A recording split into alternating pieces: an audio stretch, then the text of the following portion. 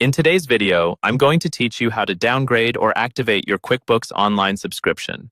To get started, make sure you're signed in to QuickBooks Online as either the primary administrator or the company administrator. Those are the only roles that have permission to manage billing and subscriptions. If you're not sure which role you have, you can usually check under your account settings or ask the person who set up your QuickBooks company to confirm your access. Once you're signed in with the right permissions, look to the very top right corner of your QuickBooks Online screen. You'll see a small gear icon. This is your main settings menu.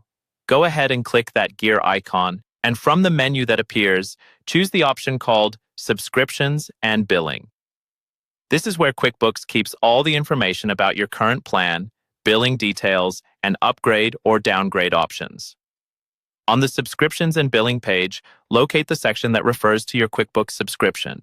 Here, you should see your current plan listed, along with a link that says Downgrade your plan. Click that link to begin the downgrade process. If you're reactivating a subscription that was previously canceled or inactive, you may see options to resume or reactivate instead, but they'll appear in the same general area. After you click the downgrade link, QuickBooks will show you a comparison of plans. This part is important. Take your time to review the features you will lose if you move to a lower tier plan.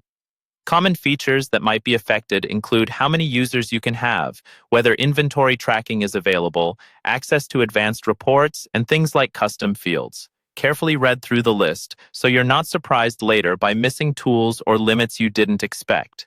When you've reviewed the differences and you're comfortable with what you'll be giving up, scroll to the lower tier plan you want and click the button labeled Choose Plan. This tells QuickBooks which new subscription level you'd like to move to.